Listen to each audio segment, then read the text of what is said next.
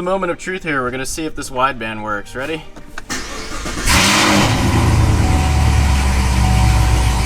Looks like it's going through the heater phase.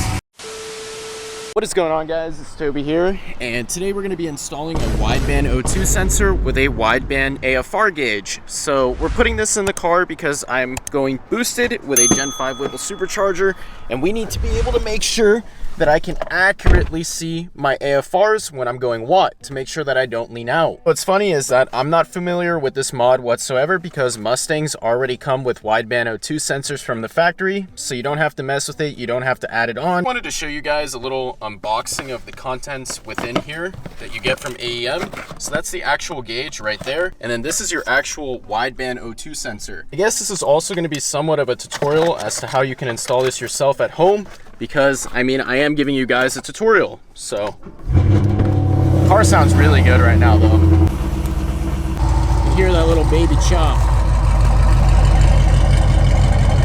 I think we have a bung right here. So yeah, that's perfect. That can be welded in, and it's a guaranteed fit because it's made by this same company that gave me the O2 sensor.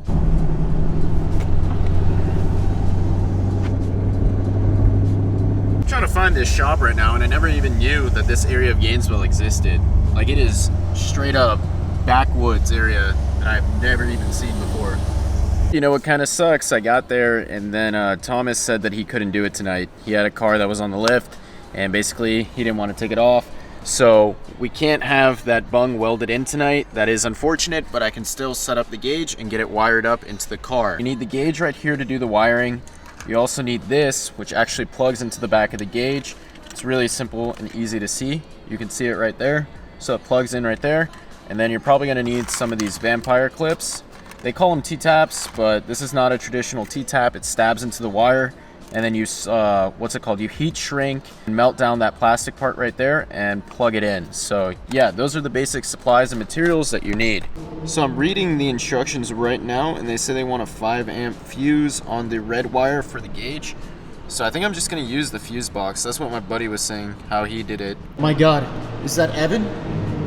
Evan pulling up? The master mechanic? It is. So we're gonna take apart the center console like this woman did.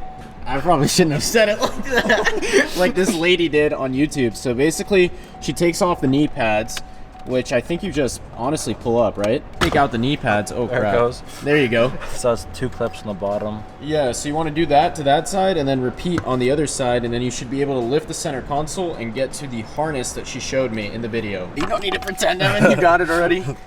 And then I guess this just pulls up. I don't know. Just put it in neutral and pull up the parking brake. So apparently you have to put the... Oh, I shouldn't even talk, you can't hear me. So apparently you have to put it in neutral before you can rip off the center console. Yeah, rip the parking brake and then turn it off. So that's where the 2 bolts are. I don't know if I can flash the light. You can see the ratchet on one of them. And repeat on the other side, right, Evan? Yep. For the 2 bolts back here, you gotta move your seat completely forward, just like that. Pop the plastic cover off, and there should be a what? It's a 10 too? It's a 10. I'm using the plier to pull this bolt out right here, but now the whole center console should hypothetically move. It's still stuck? I just don't know how to... No, it slides back. All right, you got it? Almost. There we go. Oh, okay. Kind of don't have enough hands to explain this, but you see the red and black wire right there? We're gonna go right here, right underneath the shifter, to this control harness on the right hand side. So I'm probably gonna have to do it on the other side.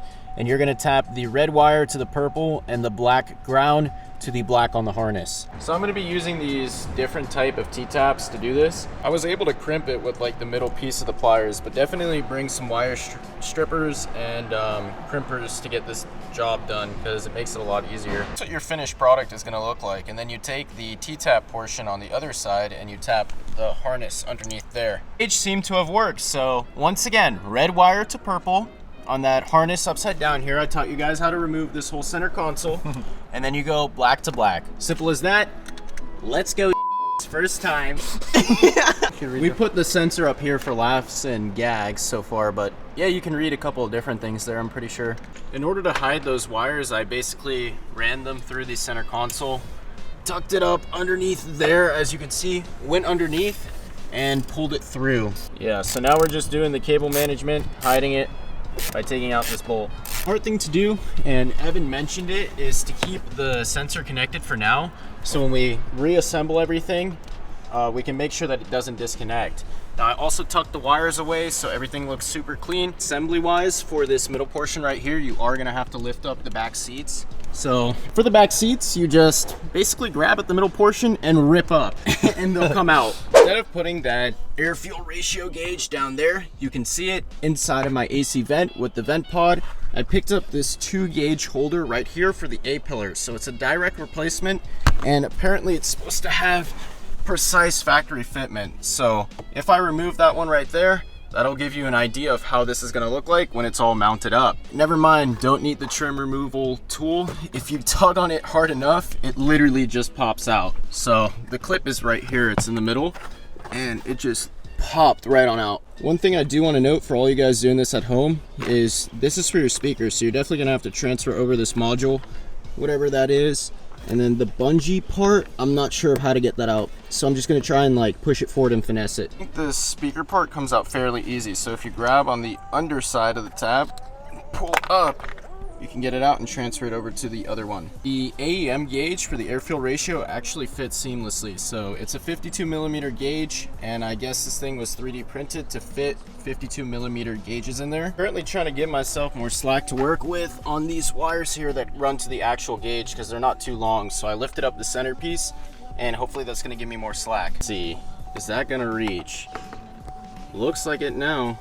I just need to put everything underneath the trim. We pretty much only have one issue here. So the supplied wire from AEM is not long enough to make it up there while effectively tucking it behind the trim. So I'm gonna have to go ahead and go to the store and extend it on the bottom side end right there. If you're wondering how I pulled this trim piece off, it's plastic. So if you stick your finger behind there, you can pretty much just rip it off. Be careful that you don't mess up the clips and break them. Now I'm just basically extending everything. So we got a butt connector set up with my T-tap. We have 5 feet of extra wire so everything can be tucked behind the dash perfectly. And the last thing I'm gonna do is connect this butt connector to the last one on this side that I initially cut off to extend. So gotta get it in there. And I need a real crimping tool. I have one in the Mustang, I just don't have the Mustang here anymore. So now I have my about 5 feet of wire extended for the red and the black. That'll be perfect now to hide it all underneath the dash. Last thing I'm gonna do is get this in, and then I'm just gonna hide the wires and we'll call it. We'll pick it up when we are with John welding in the wideband bung for the O2 sensor. So this is pretty much done. Just wanted to show this one more time for this wideband install with the A-pillar replacement. So if you take your time with it and you're patient, you can hide the wires 100%. We have an extinguisher right here.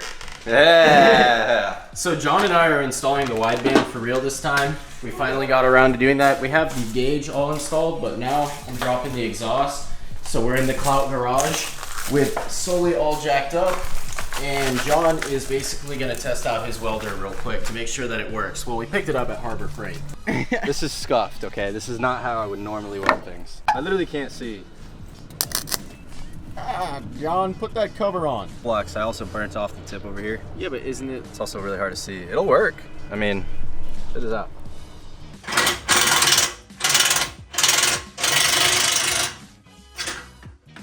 Wow. Coming straight from my face. I feel like that would have cut me. Like if it fell on my face. Dude, it almost clipped you. I know. But we dropped the exhaust Sorry. now. You're good. It's all the way off. Let's go, it dropped. All the way to the headers. The whole thing fell. So we took off the brackets. Where are they? Oh, right here. For the hangers on the back. And the whole thing fell. Almost killed me. Dude, it's crazy.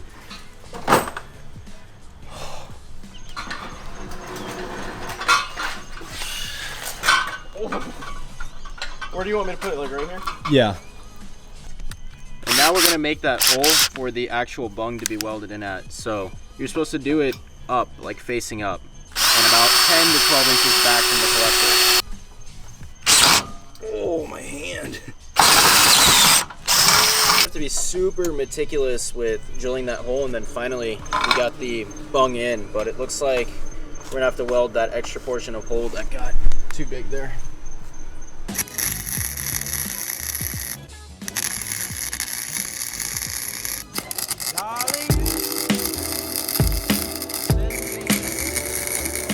O2 sensor in there, but that welding machine has some sort of wire feeding issue, so it's really, really hard to use. We're gonna test it out though and see if there's any leaks with some soapy water and a leaf blower. It doesn't seem like there are any air bubbles coming out from it, so I think the booger welds are gonna hold, John. The whole reason why you want to angle up this O2 sensor, according to like the user manual for this, is that moisture can get in it and ruin it if it sits low. So it has to be angled up, and that's why I have it angled up. And now I'm gonna run this through the firewall, which is basically up by the header and into the cabin to go to that sensor. Check for an exhaust leak right now. If you hear a tapping noise, that's an exhaust leak.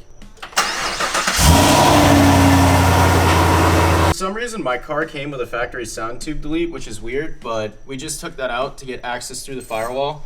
A lot of people say you have to drill through the firewall, but I did not do such thing. I just used my factory sound tube delete hole, which is right there, you can see it. Fed the line through, make sure nothing is touching the headers, and now I'm gonna tuck it up. For reference, this is where the wire came out of, if you guys are trying to do this at home. So just look real quick. I don't know if I can see it on the camera because of the lighting, but it is literally right above your brake pedal, and that's where you can run it through the firewall. The moment of truth here, we're gonna see if this wideband works. Ready?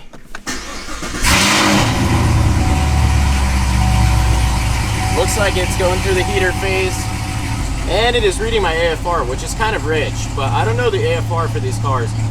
Like stock or whatever, just header only. That's kind of high, because in the Mustang, it's like 14. As you guys see, the wideband install was 100% successful. If you guys enjoyed this video, please remember to comment, like, and subscribe, and I'm gonna take a shower because I am nasty. Can I join you?